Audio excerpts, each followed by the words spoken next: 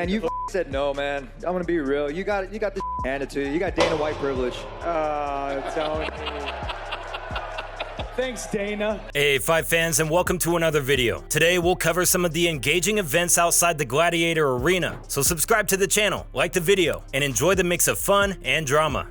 Mark, the Super Samoan Hunt, spent a good part of his MMA career in the UFC, and his crusade against steroid users deserves attention. After his first fight with Antonio Silva in December 2013, Silva tested positive for increased testosterone. Luckily, Hunt was tough enough to take the fight to a draw, but Hunt owed him 2 years later when he knocked out Bigfoot in the first round in a rematch and avenged his name. In March 2016, Hunt fought Frank Mir, who later tested positive for oral turinabol metabolites, but Hunt still managed to win. Things got even crazier when he turned down a match with Josh Barnett in Melbourne. And 2 days later, Josh failed a doping test and Mark was not surprised. Known for his toughness and walk of KOs, Pride's veteran was offended that they allowed Brock Lesnar to compete against Hunt on steroids at UFC 200, which was the last straw, and Hunt went public and viral about steroid users, and even sued the UFC for wrongdoings that after all the years of competition, Mark did not deserve. When I fought Brock Lesnar, that was the end of it. I'm not going to keep fighting these juice monkeys until you do something about it.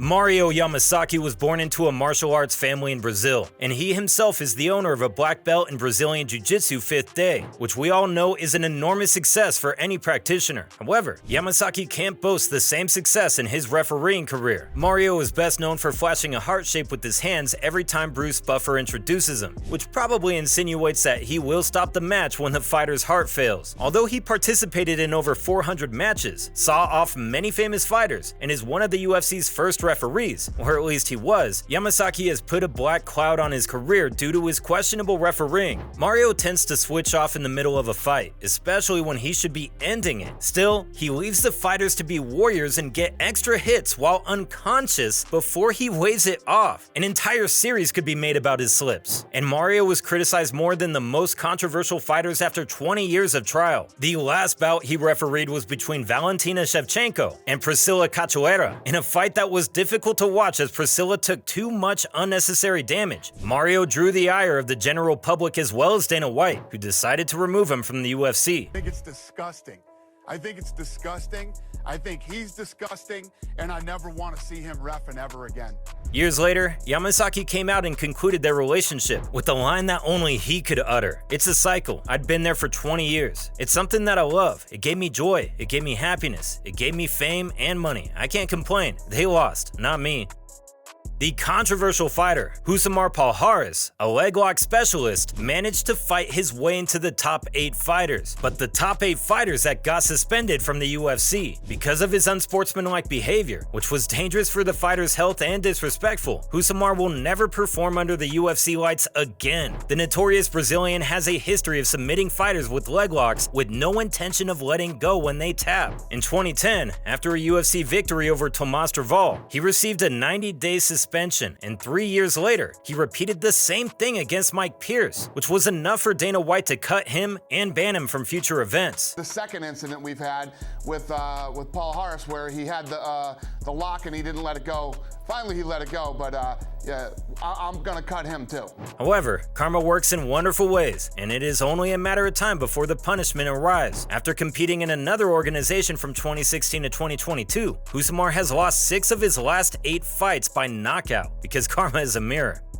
One of the biggest UFC superstars today is certainly Khamzat Chimaev, a fighter from Chechnya whose behavior and speech are completely different from the team from Dagestan. At UFC 279, a fight between Nate Diaz and Khamzat Chimaev was scheduled to break pay-per-view records, but on the day of the weigh-in, there was a problem. In the welterweight main event, Chimaev tipped the scale by an incredible 7.5 pounds, and to the public's shock, he showed no regrets about it. That Friday was one of the craziest pre-fight days for Dana White, who had to shuffle a couple of main fights to save the event. Tony Ferguson replaced Chimaev against Diaz, Khamzat replaced Daniel Rodriguez against Kevin Holland, and Li Jingliang replaced Kevin Holland against Rodriguez in the main card. Never seen before. Crazy and unpredictable night for White, who charmed the public with his legendary statement that it was just another day at the office for him.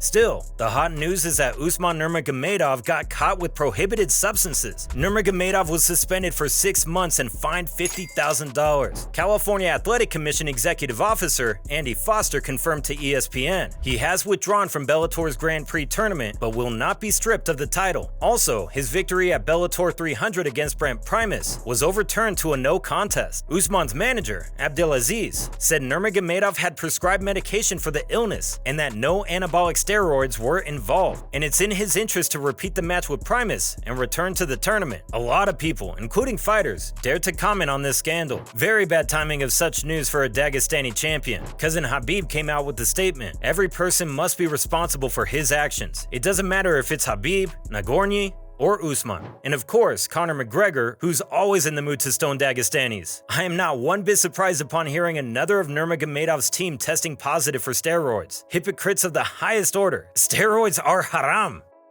After former challenger for the flyweight title Ray Borg was released from the UFC in 2020 due to missing a second straight fight against Nathan Maness, he achieved 3 victories in the Eagle FC organization and called out the UFC on Twitter that he wants his job back. However, the fight got canceled because Ray Borg, guess what, missed the scale again. Bellator's president Scott Coker revealed how Borg, along with another fighter, was instantly released from the promotion due to things that previously led to his UFC release. "We started with one contract price, and then negotiated a catch weight because they couldn't make weight. And then for them to miss weight completely again when it's time to fight? Listen, this is a professional fight league. This is not an amateur tournament." To make matters worse, Dominance MMA has elected to cut ties with Ray too, who retired after this scandal again. On the main card of One Friday Fights 34, in the last match of the evening, there were some controversial referee decisions. The much-anticipated match between the two champions, Muay Thai champion Rodtang Jitmuangong and kickboxing champion Superlek Kiatmu, was top-notch. But what didn't sit well with the fans was a unanimous decision of the judges in the razor-thin 3-round fight. No wonder Chatri is surprised and wants a rematch, because Rodtang is his superstar, and it's in his best interest to keep him as a champion because a fighter is only as good as his last fight. Most share the opinion that Rodtang looks good on one and benefits them. However, the level of competition just can't be compared to the elite Thai circuit. There's also a controversial opinion where people say Rodtang was gifted many lambs for slaughter in his previous one fights. If you thought Nick Diaz's marijuana suspension was crazy, wait until you hear about Matt Riddle's story. From 2008 to 2013, Matt won 12 UFC matches with 9 wins. However, 2 winning matches were overturned to no contest. What happened? In 2012, after an arm triangle victory, Riddle tested positive for cannabis, after which he was lightly suspended. The following year, in February, Matt wins again, this time by a split decision, but fails a doping test again, and his comment on the interview before the fight is controversially funny. It makes me happy. It probably keeps me from beating my 3 kids, always screaming and crying at me, and my wife's crazy. And you know what life's like. 2 slips and such a comment further angered White, who fired him from the UFC with the sentence. That's why he's not here. He's cut because he's a moron. Before that fight, where he said, "I smoke weed so that I don't beat my children." Then he tests positive for it. He's a fucking moron. Matt signed a contract with WWE in 2018, where he still performs today, but things again went sideways for Riddle. Matt was initially taken off television due to a reported suspension for, you won't believe it, a second drug test violation, which WWE never confirmed. Sean O'Malley is another of the major UFC superstars and the current bantamweight champion, but how completely fair was the road to the title? Sean got his first loss against Marlon Vera in 2020, when the Ecuadorian destroyed the hype train and O'Malley's calf in one night. Sean, however, has not acknowledged that defeat properly and says in his head that he is still undefeated. At UFC 280 in Abu Dhabi, former bantamweight champion and rising contender Sean O'Malley, the fight was interesting and full of action from start to finish, going back and forth. After 15 minutes of war, the judges gave a split decision to Sean. However, many disagreed with the decision, believing Jan should have been awarded the victory. And truth be told, this is not the first time that judges in Abu Dhabi are biased for Dana White's fighter. Sugar Sean paved the way to the title with knockouts and performances that surely delighted the audience. But if you ask fellow fighters and MMA fans, this was a robbery.